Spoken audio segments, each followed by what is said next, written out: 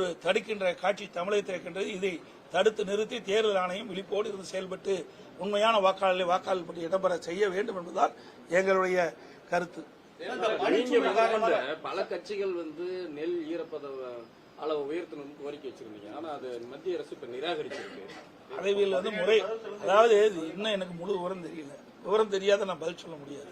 ஏன்னா என்ன காரணத்தை காட்டி இவர்கள் நிராகரித்தால் என்ற விளக்கம் இதுவரைக்கும் அறிவிக்கல.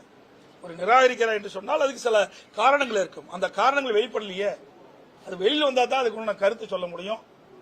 எங்களை பொறுத்த வரைக்கும் நாங்கள் ஏற்கனவே நான் தொலைக்காட்சியின் வாயிலாக வலியுறுத்தி சொல்லியிருக்கின்றேன், ஊடகத்தின் வாயிலாக வலியுறுத்தி சொல்லியிருக்கின்றேன்.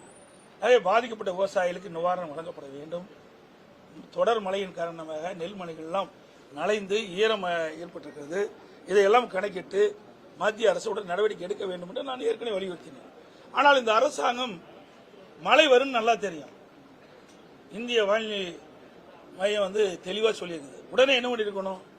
வேகமா துரிதமா விவசாயிகள் அறுவடை செய்து கொண்டு வரப்பட்ட நெல் மூட்டைகளை உடனுக்குடன் இவர்கள் கொள்முதல் செய்யப்பட்டிருந்தா விவசாயிகள் இந்த பாதிக்கப்பட்டிருப்பாங்க. இன்னைக்கு 15 நாள் கொள்முதலை நிறுத்திட்டாங்க. அப்படி 15 நாள் கொள்முதலை நிறுத்திய காரணத்தினால் விவசாயிகள் கொண்டு வரப்பட்ட அந்த நெல்மணிகள் எல்லாம் முளைத்து இன்றைக்கு பாதிக்கப்பட்டிருக்கிறாங்க.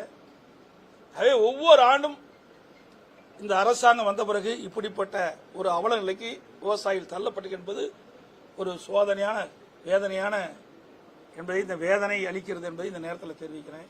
ஏன்னா விவசாயிகள் என்பது நானும் ஒரு விவசாயி இருக்கிறேன்.